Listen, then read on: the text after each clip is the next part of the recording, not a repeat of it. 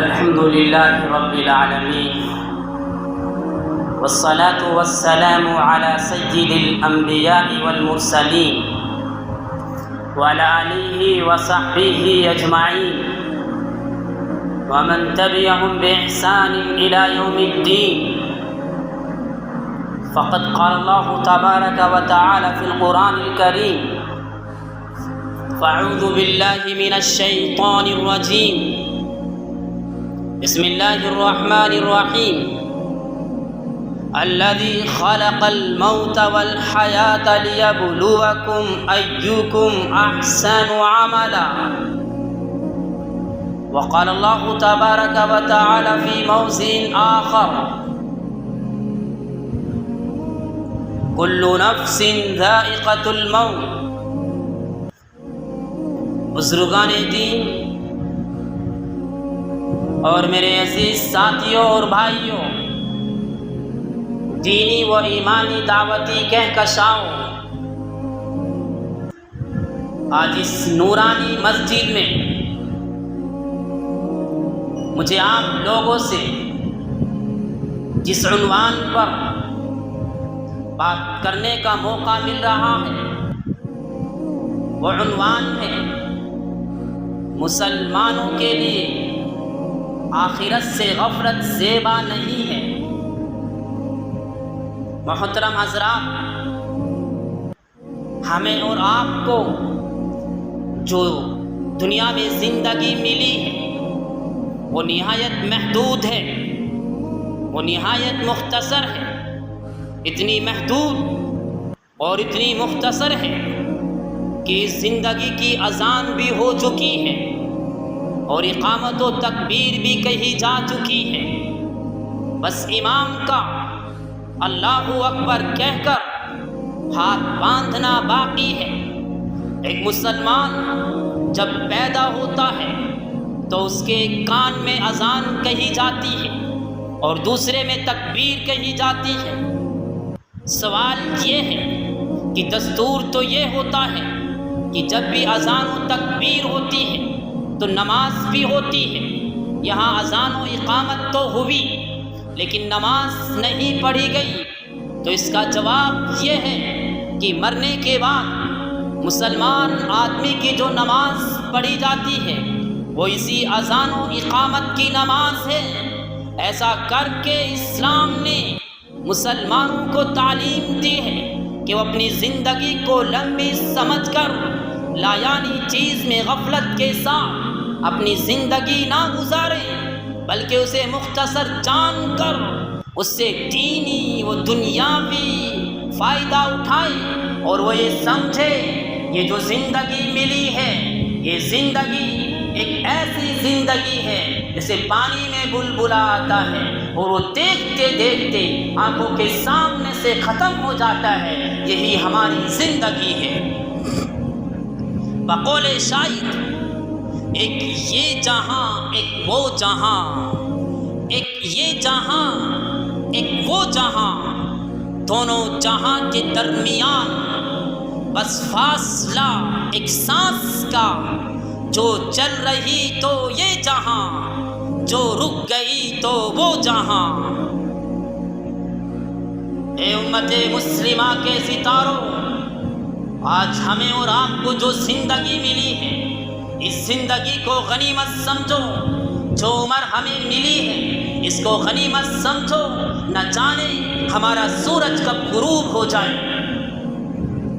یہ موقع ہے اپنے آپ کو سدھارنے کا، اچھے کام کرنے کا، نماز پڑھنے کا، تلاوت کرنے کا، اللہ کی راہ میں خرچ کرنے کا. یہ موقع ہے. اگر یہ موقع ہم سے کھو گیا پھر دوسرا موقع ہمیں اس دنیا میں آنے کا کبھی نہیں ملے گا.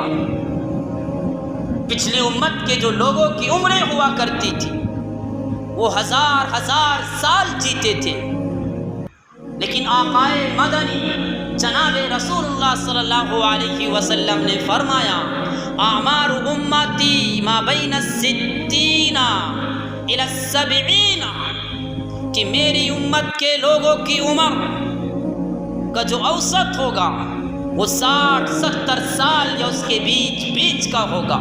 اگر اس سے زیادہ کسی کو عمر مل رہی ہے تو لوگوں میں اس کے چرچے ہونے شروع ہو جاتے ہیں۔ آج ہم کیا کر رہے ہیں ہمیں کچھ نہیں معلوم۔ ہم ایک عمر بچپنے کی گزار دیتے ہیں، ایک عمر جوانی کی گزار دیتے ہیں، ایک عمر بڑھاپے کی گزار دیتے ہیں۔ حضرت نوح علیہ السلام کو اتنی لمبی زندگی ملی، کم سے کم 50 سال، کم 1000 سال کی زندگی ملی۔ وَلَقَدْ أَرْسَلْنَا نُوحًا إِلَىٰ قَوْمِهِ فَلَبِثَ فِيهِمْ أَلْفَ سَنَةٍ إِلَّا 50 عَامًا۔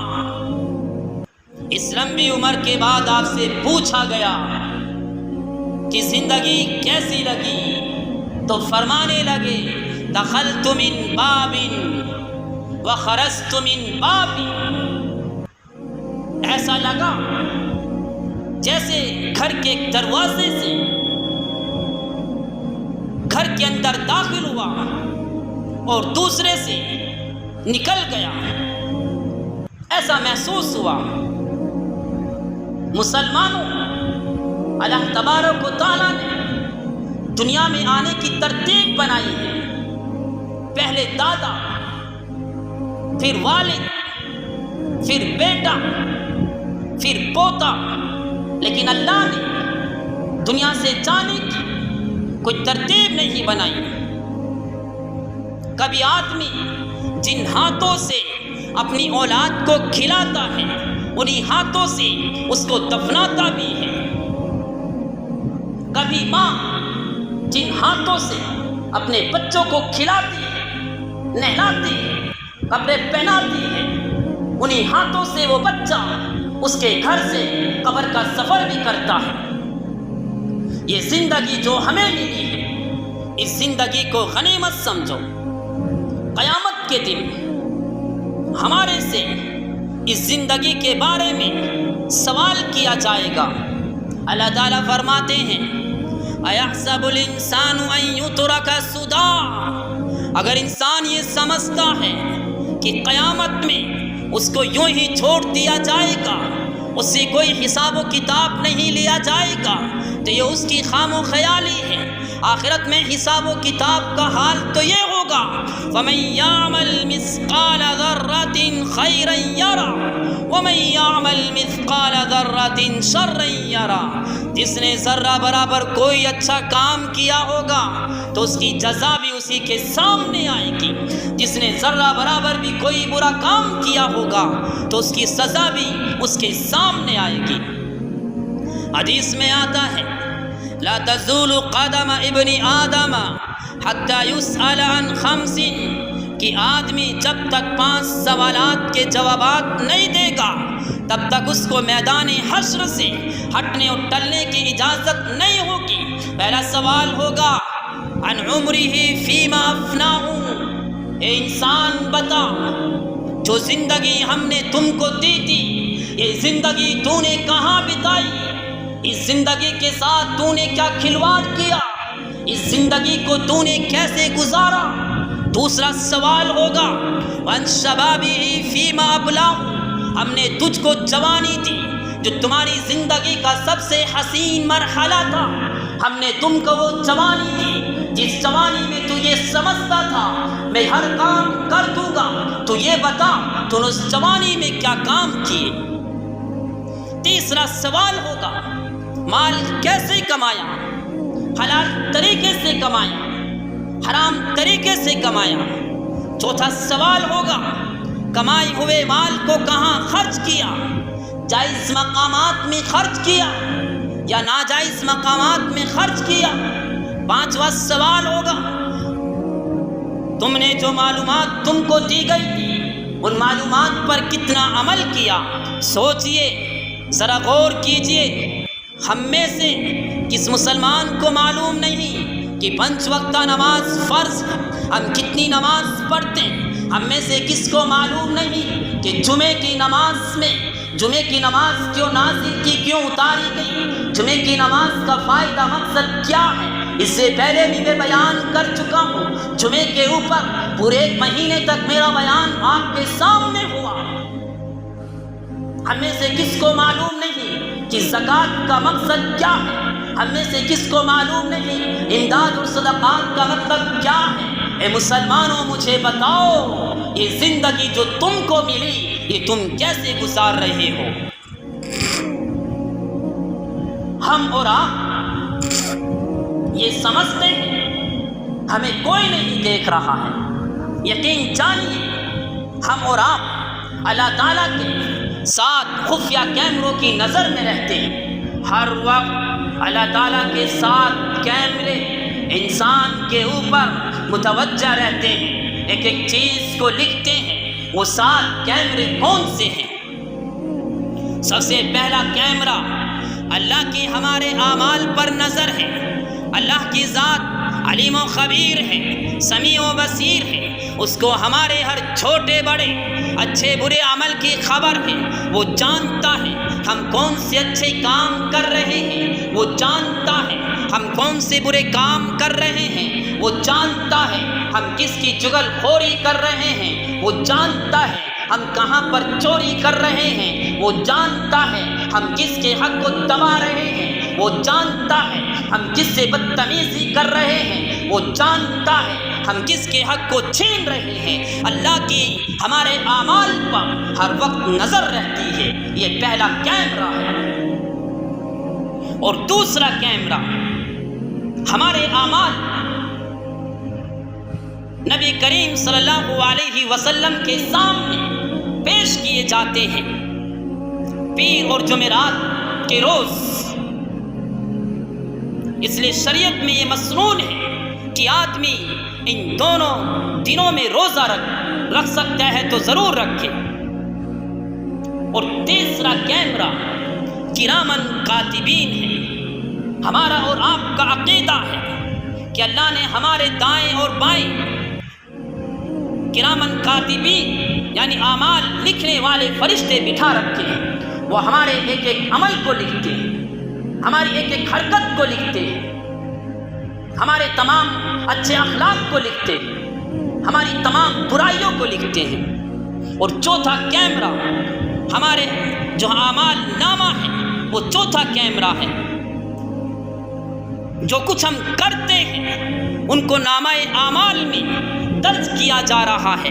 کل صغیر و کبیر مستطر، اس میں ہر چھوٹا بڑا عمل ہوگا۔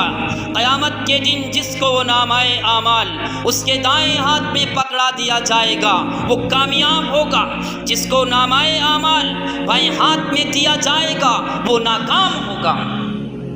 پانچواں کیمرہ اس زمین ہے۔ ہم اور آپ جب گناہ کریں گے ظاہر ہے ہم زمین کے کسی نہ کسی حصے پر کریں گے۔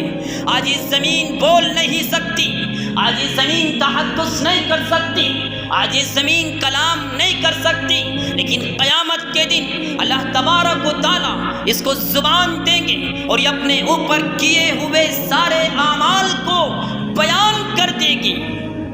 اللہ تعالیٰ فرماتے ہیں یومئذ تحدث اخبارها بان ربك اوحى لها، اس دن زمین اپنی ساری خبریں بتائے گی۔ وہ بتائے گی تم نے کیا کیا گناہ کیے، وہ بتائے گی تم نے کہاں کہاں جا کر فلمیں دیکھی، وہ بتائے گی تم نے کس کس ٹکڑے پہ بیٹھ کر عورتوں کی مردوں کی اپنے شوہروں کی اپنے خاندان والوں کی چغل خوری کی، وہ ایک ایک چیز بتائے گی۔ چھٹا کیمرہ زبان کی گواہی ہے۔ ہم جہاں بھی گناہ کریں گے ظاہر ہے وہ ہماری زبان بھی ہوگی۔ کبھی ایک بات کہہ کر، کبھی دو بات کہہ کر ہم اپنی کہی ہوئی بات سے مکرتے بھی ہیں۔ کل ہماری یہ زبان ساری حقیقت بیان کر دے گی۔ یوم تشہد علیہم السنتہم، یاد کیجئے اس وقت کو جب لوگوں کی خود کی زبان ان کے خلاف گواہی دے گی۔ ساتواں کیمرہ ہمارے جسم کے اعضاء ہمارے خلاف گواہی دیں گے. الیوم نختم علی افواہہم وتکلمنا ایدیہم وتشہد ارجلہم بما کانوا یکسبون. آج ہم ان کے منہ پر مور لگا دیں گے، ان کے ہاتھ ہم سے بات کریں گے، ان کے کرتوت کے بارے میں گواہی دیں گے، ان کی ایک ایک چیز کو بتائیں گے، ایک ایک چیز ہماری نظروں کے سامنے ہوگی. جو چیز ہم نے جو غلط حرکتیں ہم نے کی ہوگی وہ ساری کی ساری حرکتیں ہمارے سامنے آئیں گی. ایک ایک حرکت ہمارے سامنے آئے گی، ایک بھی حرکت ہم سے نہیں چھپ سکتی ہے. اے مسلمانوں، میرے دل میں بڑا درد ہے. میں بڑی صاف باتیں کر رہا ہوں. میں قرآن و حدیث کی روشنی میں بول رہا ہوں کہ مرنے کے بعد انسان کی صرف آرزویں رہ جائے گی. انسان کہے گا یا لیتنی کنت ترابا، اے کاش میں مٹی ہوتا. یا لیتنی قدمت لحیاتی، اے کاش میں نے اپنی زندگی کے لیے کچھ کیا ہوتا. یا لیتنی لم اوت کتابیا، اے کاش مجھے میرا نامہ اعمال نہ دیا جاتا. یا ویلتا لیتنی لم اتخذ فلانا خلیلا، اے کاش میں فلاں کو دوست نہ بناتا. یا لیتنا اطعنا اللہ و اطعنا الرسول، اے کاش ہم نے اللہ اور اس کے رسول کی فرما برداری کی ہوتی. یا لیتنی اتخذت مع الرسول سبیلا، اے کاش میں رسول کا راستہ اپنا لیتا. یا لیتنی لم اشرک بربی احدا، اے کاش میں نے اپنے رب کے ساتھ کسی کو شریک نہ ٹھہرایا ہوتا.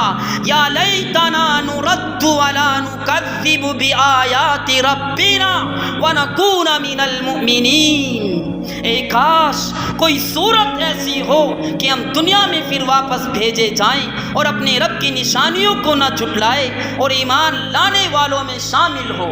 اے پانی پت کے مسلمانوں، یہ آرزویں رہ جائے گی، یہ تمنائیں رہ جائے گی، صرف آرزویں رہ جائے گی. کسی کو دنیا میں دوبارہ نہیں بھیجا جائے گا. بقول شاعر ملے خاک میں اہل شام کیسے کیسے، ملے خاک میں اہل شام کیسے کیسے، مکی ہو گئے بے مکا کیسے کیسے، ہوئے نامور بے نشا کیسے کیسے، زمین کھا گئی آسماں کیسے کیسے. جگہ جی لگانے کی دنیا نہیں ہے، یہ عبرت کی جا ہے تماشا نہیں ہے. یہ عبرت کی جا ہے، یہ تماشا نہیں ہے. آج موقع ہے مسلمانوں تیاری کرنے کا. آج یہ موقع ہے، اس موقع کو غنیمت سمجھو. اللہ تبارک و تعالی ہم سب کو آخرت کی تیاری کرنے کی توفیق عطا فرمائے. ہم سب کو گناہوں سے دور رہنے کی توفیق عطا فرمائے. وآخر دعوانا ان الحمد للہ رب العالمین.